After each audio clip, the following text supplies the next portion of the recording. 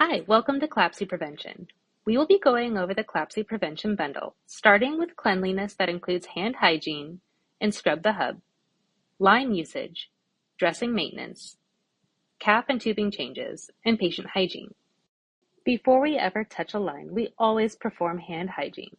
Why do we scrub the hub? 70% of CLABSIs come from dirty hubs.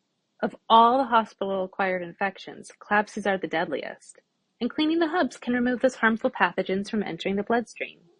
This means that you, as the bedside nurse, are the first line of defense against CLABSI. Scrubbing the hub for 15 seconds is crucial to removing all the biofilm off the needleless connectors. A quick swipe, as you can see, can still leave plenty of biofilm that could cause a CLABSI. Here's an example of all the things we scrub for 15 seconds to prevent CLABSI. Next on the CLABSI Prevention Bundle is cap and tubing changes. These are things we do not want to see.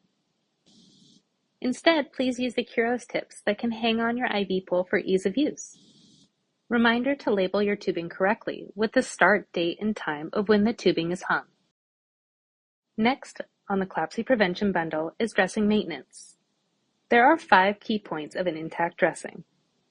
Biopatch is clean and dry. The border of the dressing is intact, no edges lifting. The insertion site and dressing are clean and dry. The wings are underneath the dressing, and the dressing is dated and initialed. You should be assessing these 5 key points every change of shift and every time you access the line. When reinforcing a dressing, only use Tegaderm as tape is not clean.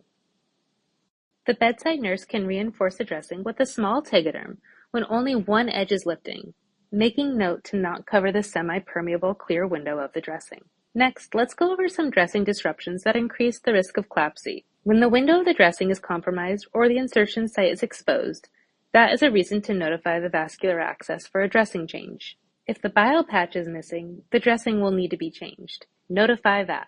If the biopatch is saturated greater than 50%, notify vascular access. If the biopatch is puffy, it is wet and no longer working as an antimicrobial barrier, rather a sponge for bacteria, notify that. Bodily fluids happen on our job, but if the dressing is visibly soiled as in here, contact that for a dressing change and try to add a layer of protection as to reduce excess dressing changes, like with a towel or a chuck. Line function and lumen patency. When accessing your line, you should be able to easily flush and have blood return. If you notice any difficulty, it could be a thrombus at the end of your catheter. That thrombus material can become a breeding ground for bacteria. We can prevent the formation of this thrombus material by proper flushing and earlier intervention with Alteplase. Line necessity and function.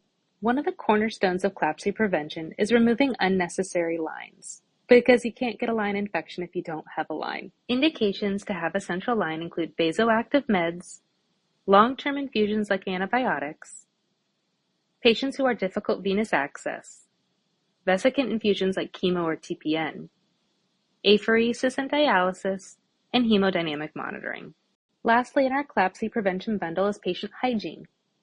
The organisms that cause CLABSI usually originate from other sources on the body, so keeping the body clean with a daily CHG wipe down can help prevent the transmission of bacteria into a central line. Now, let's go over IV infiltration and extravasation. What's the difference between infiltration and extravasation? They are both when fluid getting infused goes outside the blood vessel. The main difference is not in the presentation of the patient, but it all comes down to what you are infusing. Was it an irritant or vesicant that can cause tissue damage? If so, you're dealing with a potential extravasation. Early detection of extravasation can help prevent tissue damage. These symptoms of extravasation are pain at the insertion site, swelling, the skin around the IV may change color, the IV may be sluggish or leaking, and blood return may or may not be present. Once you detect extravasation, initiate SLAP, which is stop the infusion, leave in place until aspiration complete, and then remove. Aspirate if possible, do not flush the catheter. Provide antidote. These are examples of extravasation when not caught early.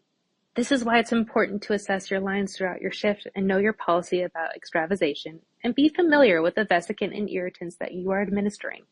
Next, we are going to review the documentation of lines in EPIC.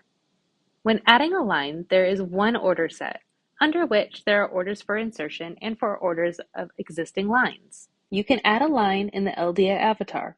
You then will select your line. When selecting your line, it is important to select the correct label.